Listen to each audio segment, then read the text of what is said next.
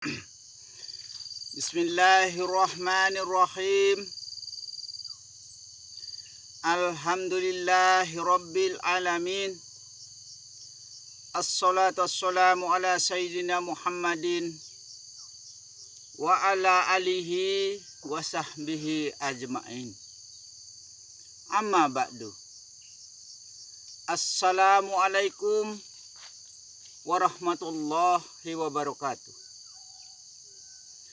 Segala puji bagi Allah pengatur alam semesta.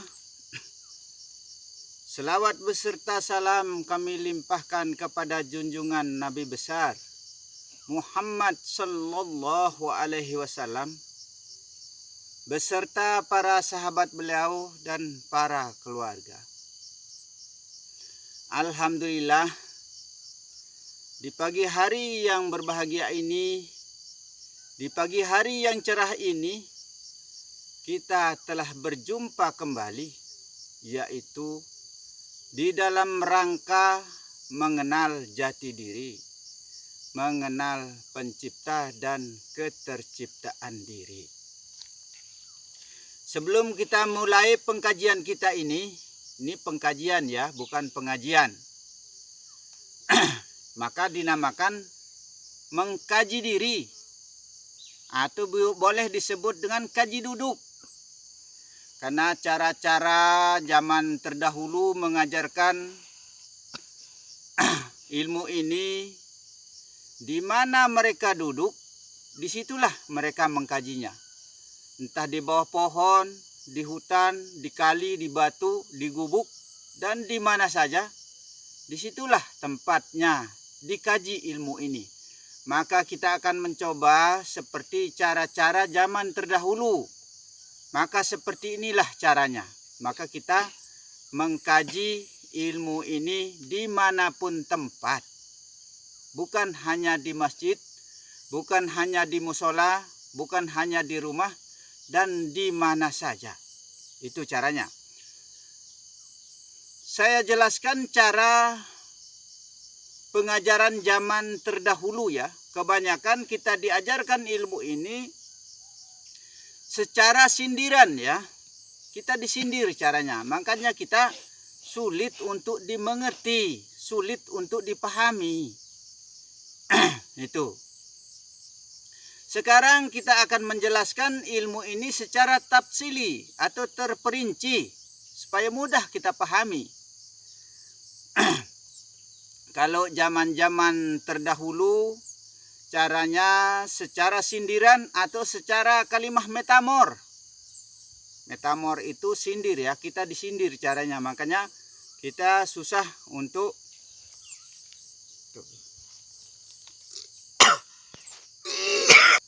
ya. Kebanyakan kita cara diajarkan ilmu ini zaman-zaman terdahulu itu kita disindir. Itu. Ada lagi secara pengecualian, harpul. Nah, ini yang akan membingungkan kita dalam mempelajari ilmu ini. Maka sekarang kita ini berusaha bagaimanapun caranya supaya kita cepat bisa memahami ilmu ini. Dan juga ilmu ini jarang berani dibongkar oleh orang ya, karena efeknya banyak. Seperti kemarin saya sudah mendengar komen-komennya. Ada yang membilang saya disuruh ditangkap oleh polisi. Ada yang dia mengatakan tindak dia ulama. Berdasarkan apa saya harus ditindak dan berdasarkan apa saya harus ditangkap dengan polisi? Komen-komen yang baik ya. Jangan komen yang kurang baik. Jagalah akhlak kita di dalam berbicara. Jagalah akhlak kita di dalam segala hal. Karena Rasulullah sallallahu alaihi wasallam mengatakan ya, ditanya oleh para sahabat ya. Ditanya oleh para sahabat, "Ya Rasulullah, bagaimana sebenarnya ciri orang yang akan masuk surga itu?" Ini pertanyaan sahabat ya.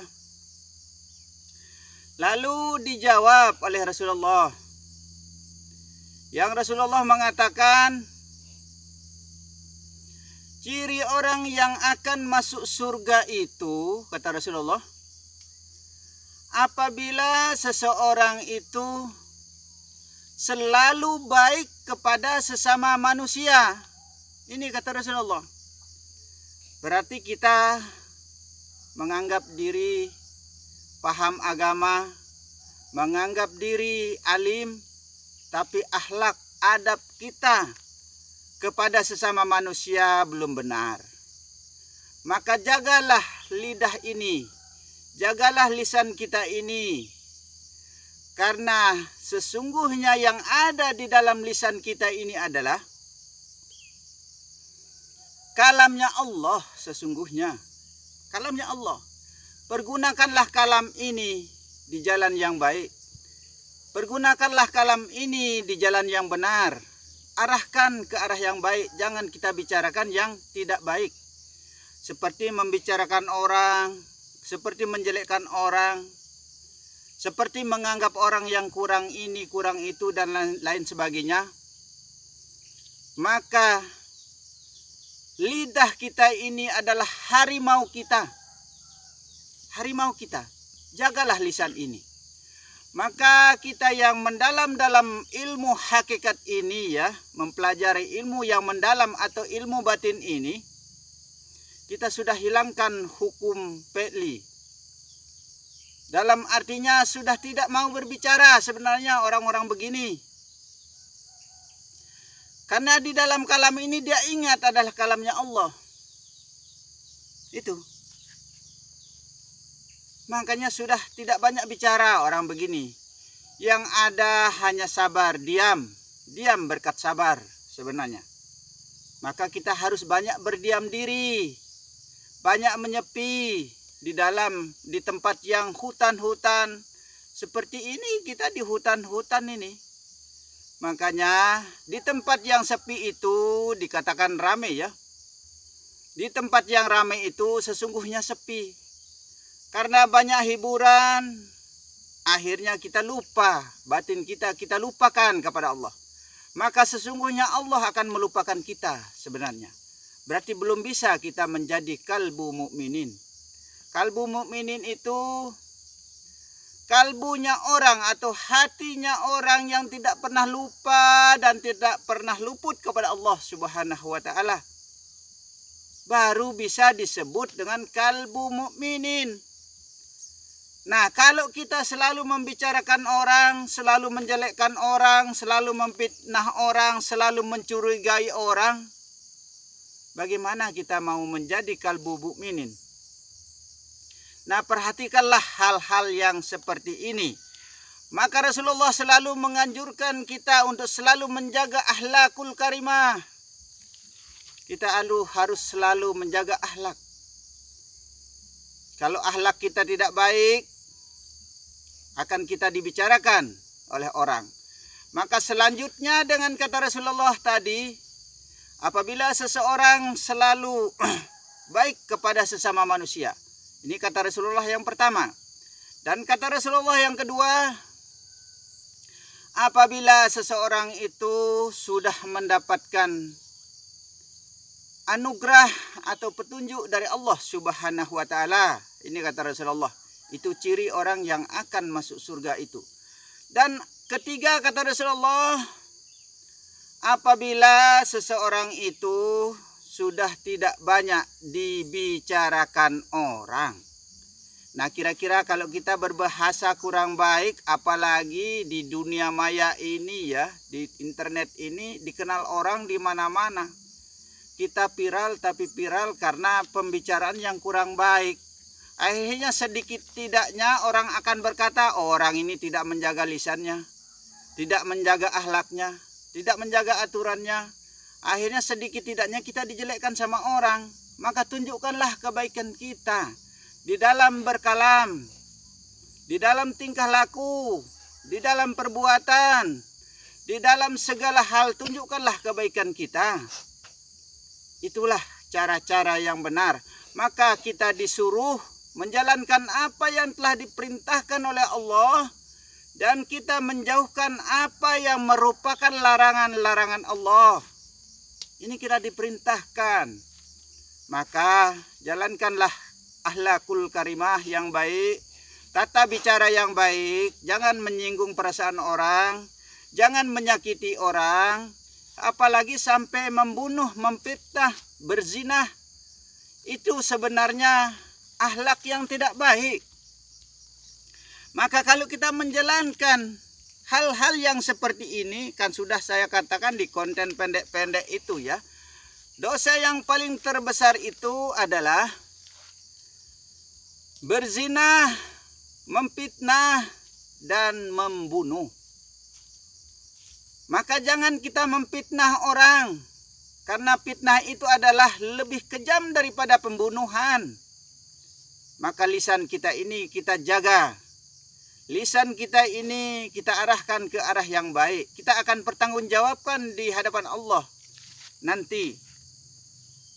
Maka kita ini sama-sama saling menjaga. Siapapun saja tanpa kecuali. Orang yang paham di dalam ilmu ini atau yang kurang paham di dalam ilmu ini, jaga akhlakul karimah. Ini ajaran Rasulullah. Bahkan sekarang ini kita akan membuka secara langsung kitabnya ya. Saya akan uraikan dan saya akan menjabarkan kitab ini yang bernama Naftahul Ghuyub, berasal dari Syekh Maulana Abdul Qadir dan berasal dari Sayyidina Utsman. Bahkan nanti yang akan dibicarakan di dalam kitab ini adalah pembicaraan Rasulullah, pembicaraan Sayyidina Umar, Sayyidina Utsman, berikut Sayyidina Ali yang akan berbicara di dalam kitab ini. Sebentar yang akan kita uraikan. Karena kemarin saya sudah mendengar, saya orang tidak bisa YouTubean ya. Saya tidak bisa main Facebookan, tidak bisa main begitu-gituan. Saya orang bodoh. Tidak bisa saya, bisanya saya dengar saja. Saya bukan orang sekolahan, bukan orang pintar, karena kepintaran itu milik Allah.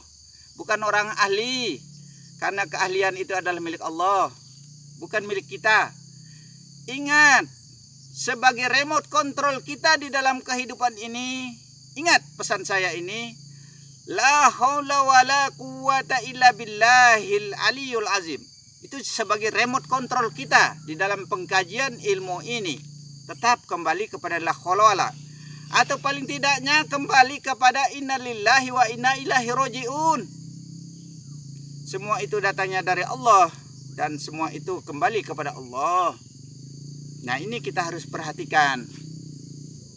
Nah, supaya kita tidak banyak dibicarakan orang ya, kata sudah tidak banyak ini pasti ada tempat kita akan dibicarakan orang. Tapi kita baca diri. Kita harus koreksi diri. Koreksilah diri kita sendiri, baru kita mengoreksi orang lain. Apakah kita lebih benar atau tidak? Nah, kalau kita lebih benar, boleh kita mengoreksi orang lain. Tapi ingat, kebenaran itu adalah milik Allah. Tiada milik yang ada pada diri kita, kecuali semua itu adalah milik Allah. Karena yang ada di dalam diri kita ini adalah sifat ya. Sifat Allah itu tidak bisa apa-apa, tidak bisa berkehendak, tidak bisa berjalan sifat itu, tidak bisa berkalam, dan tidak bisa melakukan segala hal. Maka sering sekali saya mengatakan, bukan lidah yang berkata dan bukan mulut yang berbicara, bukan mata yang melihat, bukan hidung yang mencium, bukan tangan yang memegang, dan bukan kaki yang berjalan. Sering sekali saya mengatakan demikian. Seperti contoh yang saya membuka pengkajian jati diri ini di dalam channel Anak Ranto channel 01, selalu saya katakan demikian. Kalau memang kurang paham dalam pengkajian ini ya, kembali ke Anak Rantau channel 01. Karena insya Allah dengan izin Allah tiada kehendak dari saya, melainkan semua itu adalah atas kehendak Allah. Nah, perhatikan di sana. Di sini sudah agak semakin mendalam ya. Semakin selanjutnya semakin mendalam. Kalau tidak paham, jangan ikuti. Kalau tidak paham, bagi yang bisa memahami atau ahli-ahlinya, silahkan kita saling berbagi dalam artinya. Ada lagi saudara kita kalau tidak salah yang dari saya mendengar ya, saya tidak bisa baca kalau tulisan yang kecil-kecil, tidak bisa saya. Karena umur saya sudah 60-an tahun ya. Akhirnya pandangan ini sudah mengurang. Maka kalau saya kitabnya langsung, kalau saya tidak tulis, tidak pakai kacamata, kurang jelas. Maka sering serimpet-serimpet kalau saya baca. Karena pandangan sudah agak mengurang. Maka jangan sampai ilmu ini musnah, dalam artinya supaya kita bisa pahami. Dan mudah-mudahan ilmu ini menjadi ilmu yang berkah atau barokah kepada kita semua. Dan terima kasih banyak kepada saudara-saudaraku dimanapun berada yang mendoakan saya, mudah-mudahan diberikan kesehatan katanya. Insya Allah dan Alhamdulillah kita sama-sama saling mendoakan. Seperti itulah cara kita. Tapi ingat, di dalam adab kita berdoa ya. Sebelum kita berdoa, kan sudah saya uraikan di konten-konten yang pendek-pendek itu. Seperti contoh ya, saya anjurkan selalu membaca bismillah. Dan sudah saya uraikan rinci. Kalau kurang rinci, kembali ke Anak Rantau channel 01 ya. Kalau kurang rinci, di sana sudah kita rincikan semua. Sebelum kita berdoa, kita harus membaca bismillah, syahadat, astagfirullah, selawat, dan la ilaha illallah Muhammad Rasulullah. Innaka antalahu la ilaha illa anta. Allahu alamu bimuradihi. Dan yang ketujuh, kita harus membaca la'uh sisanaan alaika kama asnaita ala nafsika. Yang artinya, tak terhingga pujika kepadamu ya Allah sebagaimana tak terhingga pujimu kepada dirimu sendiri. Ini datang dari Rasulullah sendiri langsung, secara langsung dari Allah kepada Rasulullah dan dari Rasulullah kepada kita semua. Nah, inilah adab-adab kita berdoa. Dan sebelum kita sholat pun kita baca ini. Bahkan kalau bisa sebelum kita sholat baca Al-Fatihah dulu ya. Karena kalau kita membaca Al-Fatihah, karena asma Allah, asma Rasul berjumlah 144 ya. Hurufnya asma Allah dan asma Rasul kan sudah kita jabarkan di konten-konten yang lain. Nah, ini merupakan asma Allah dan asma Rasul. Dan bahkan Al-Fatihah ini adalah sebagai bacaan wajib kita 17 kali dalam satu hari satu malam. Makanya kita dianjurkan, disuruh untuk menjalankan sholat 5 waktu. Karena kenyataan Allah itu ada di dalam waktu. Itu anjuran sebenarnya. Anjuran Rasulullah. Itu yang kita diperintahkan semenjak Rasulullah berumur sekitar 43 tahun baru ada anjuran ini. Maka kalau kita membaca Al-Fatihah sebelum kita sholat ya, akan dilipat gandakan oleh Allah 10 kali lipat pahalanya.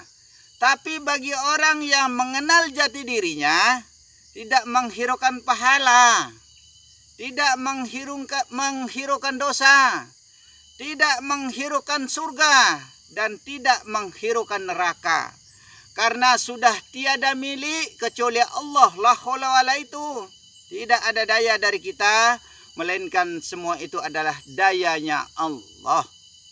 La haula wala itu benar-benar diterapkan di dalam diri. Pakai la haula wala itu. Jangan cuma kita mendengar, jangan cuma kita melihat, peragakan di dalam anggota tubuh kita ini. Karena hukum fi'li itu ya, hukum lidah, memang kita dianjurkan menggunakan 3 hukum. Hukum fi'li, kauli, dan kalbu. Secara lisan, secara tubuh, dan secara batin. Tapi yang lebih sempurna itu adalah secara batin. Karena kalau kita ucapkan secara lisan, pikiran kita melayang ya, melayang kemana-mana. Kalau kita menggunakan secara lisan, pikiran melayang kemana-mana. Ini yang akan mengakibatkan bahwa tidak diterima oleh Allah Subhanahu wa Ta'ala. Lisan mengatakan bacaan kita di dalam sholat, tapi pikiran kita kemana-mana. Nah, seperti ini yang bikin atau membuat kita tidak diterima amal kita oleh Allah Subhanahu wa Ta'ala. Itu disebut orang yang lalai di dalam sholatnya. Di dalam sholatnya loh kita lalai. Masya Allah, jangan kita seperti itu ya. Fokuskan pikiran sampai kita selesai sholat. Bahkan di luar sholat pun kita dianjurkan oleh Rasulullah. Selalu bertauhid, bertasmid, bertasbih. Selalu ingat kepada Allah maksudnya. Maka Rasulullah saja, dia selalu mengingat Allah. Selalu menyebut Allah di dalam batinnya. Tiada lain kecuali Allah. Maka Rasulullah selalu istiqomah ya. Kok kita tidak mau istiqomah? Selalu menetapkan pendirian kepada Allah maksudnya. Siang dan malam. Bahkan dianjurkan oleh Rasulullah. Kita itu harus selalu tetap ingat kepada Allah. Barang siapa yang tetap ingat kepada Allah, kata Rasulullah, tiada putus, tiada lupa, tiada lena.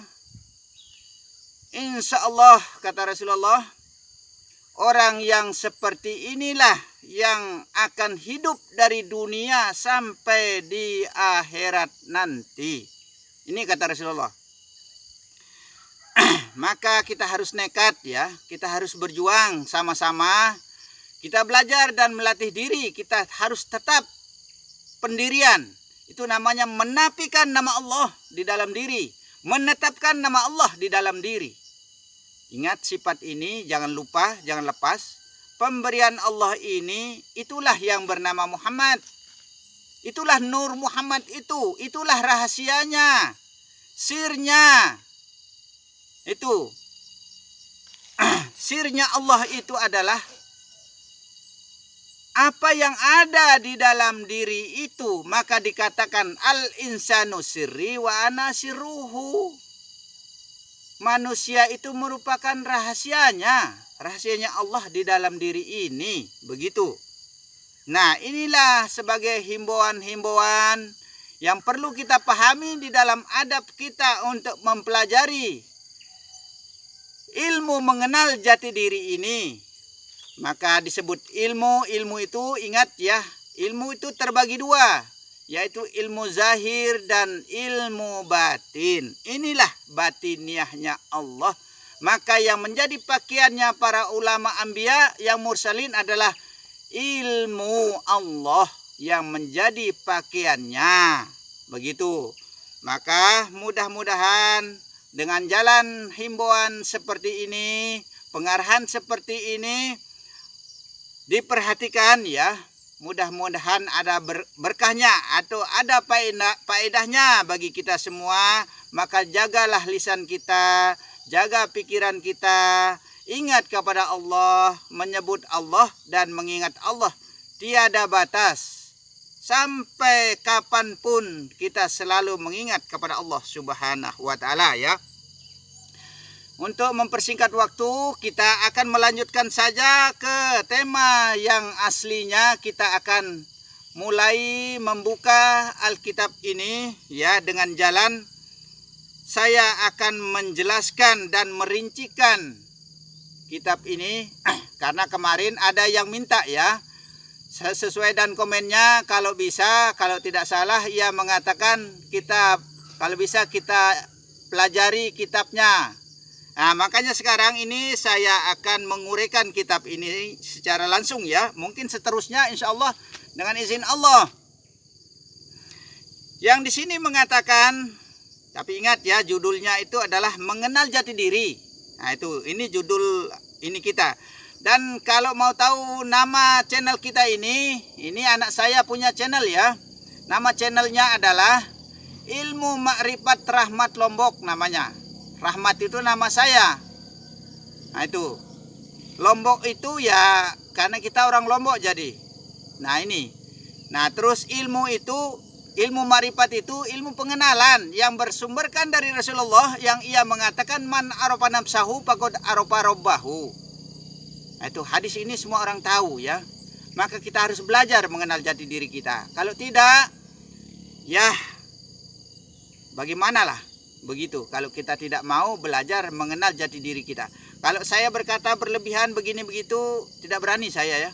Selalu kita berpatokan kepada Alkitab. Karena saya tidak bisa merangkai kata-kata ya. Saya orang bodoh, orang dungu, orang goblok. Saya ini banyak orang mengira saya orang gila. Orang stres. Ada yang bilang saya itu orang karena tidak mampu membawa ilmunya, kata orang. Ilmunya tinggi, tidak mampu membawa ilmunya. Banyak macam-macam, kata orang.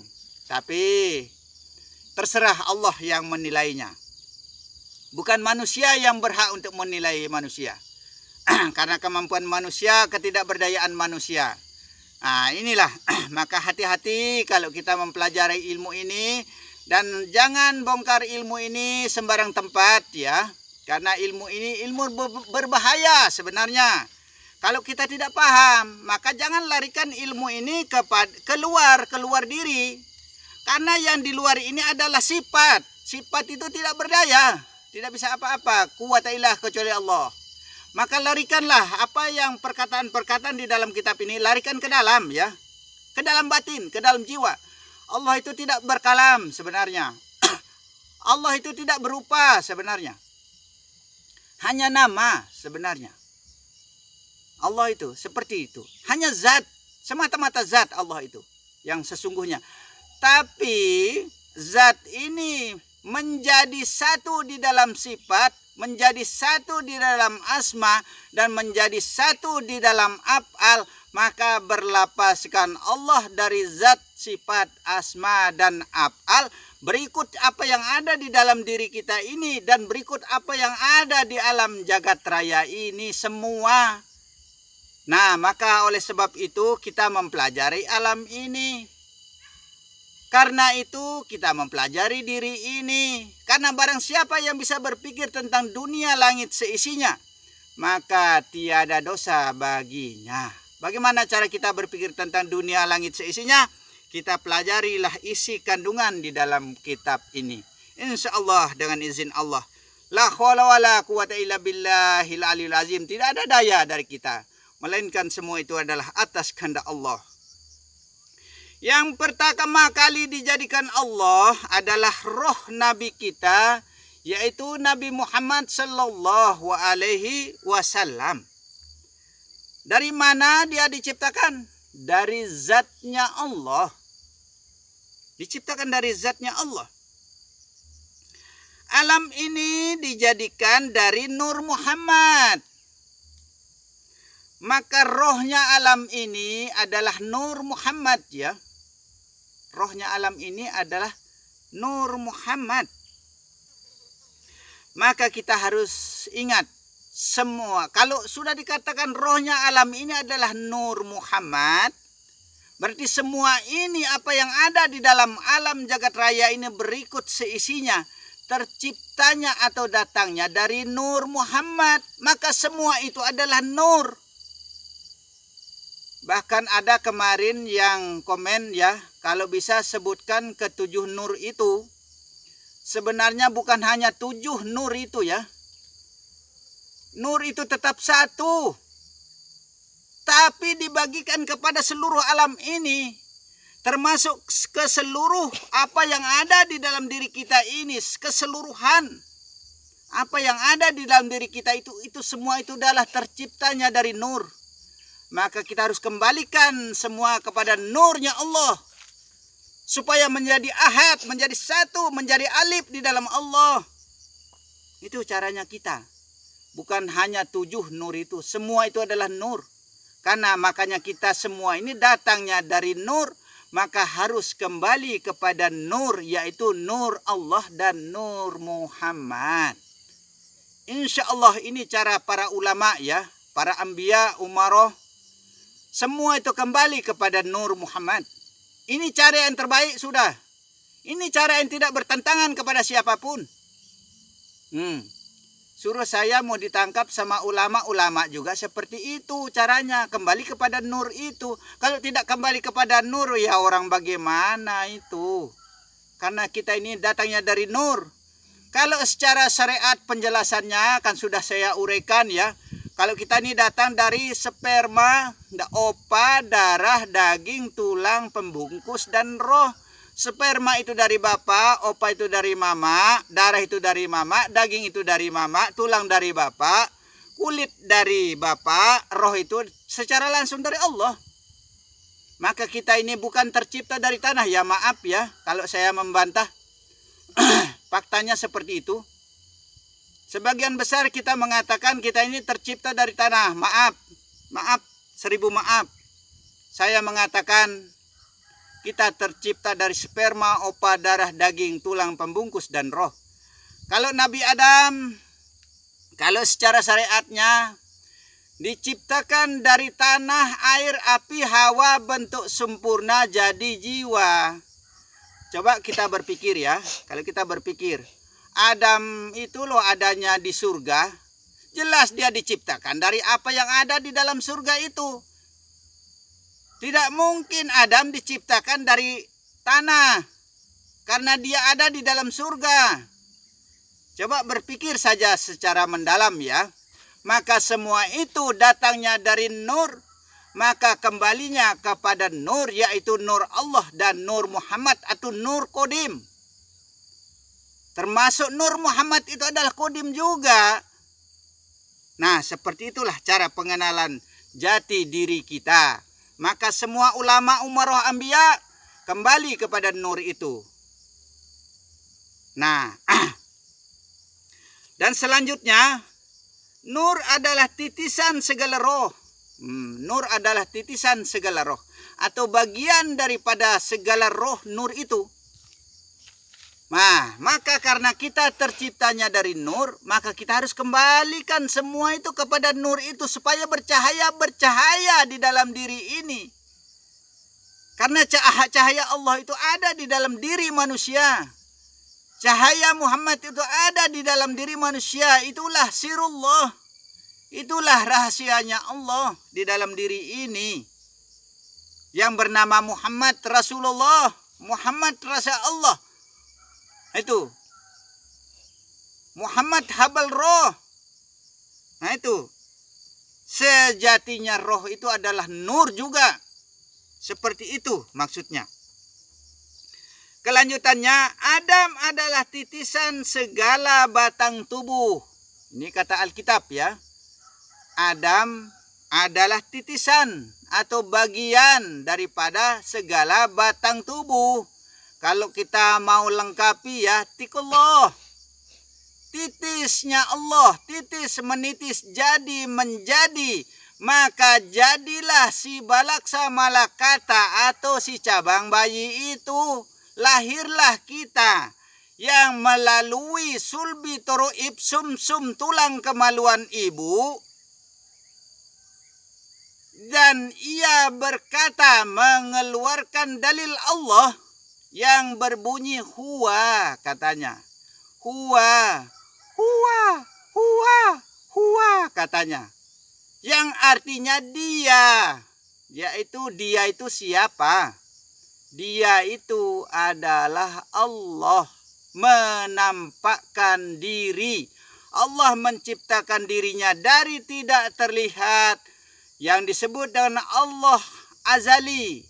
Sehingga menjadi terlihat yang disebut dengan Allah tajali. Itulah saking karena kebesarannya Allah. Saking karena kuasanya Allah.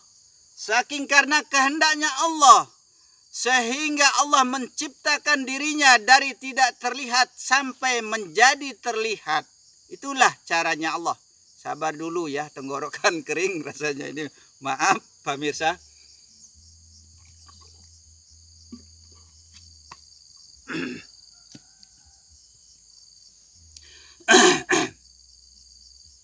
Kita ini datang dari sulbi turuib, sehingga titis menitis jadi menjadi, sehingga dari Allah, dari zat sifat asma dan af'al menurun itu namanya menitis. Titis menitis itu menurun dan menurun, sehingga dari Allah, dari alif lam lam ha menjadi zat sifat asma dan af'al menurun menjadi mim ha mim dal yang berbunyi Muhammad.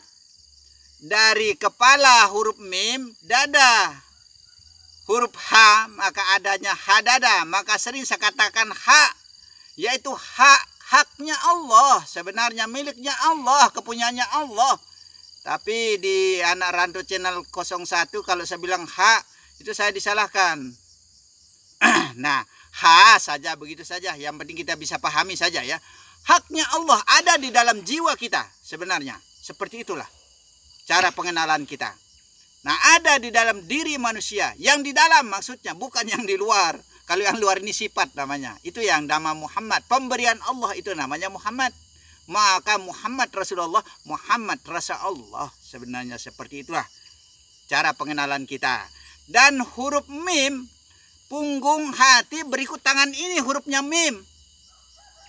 Dan dal dari pusar kita ke bawah, itulah Muhammad itu. Yang luar ini, yang zahir ini, itulah Muhammad. Mim ha mim dal, berbentuk huruf mim ha mim dal yang berbunyi Muhammad. Yang luaran kasaran ini yang dimaksudkan pemberiannya Allah ini, titipan Allah ini, itu yang disebut dengan Muhammad. Tapi yang dalam ini, dari roh, nyawa, hati, dan jasad, itulah yang berlapaskan Allah menjadi satu ikatan. Seibarat lidi ya. Ibarat lidi itu, kalau satu biji tidak kuat dia, maka bersatu kita teguh, bercerai kita runtuh. Nah itu, menjadi satu ikatan di dalam ahadnya Allah, menjadi satu di dalam ahadnya Allah, kul huwallah, baru kuat. Dalam artinya baru sah, baru sempurna, menjadi tauhidlah ia di dalam Allah. Begitu maksudnya ya.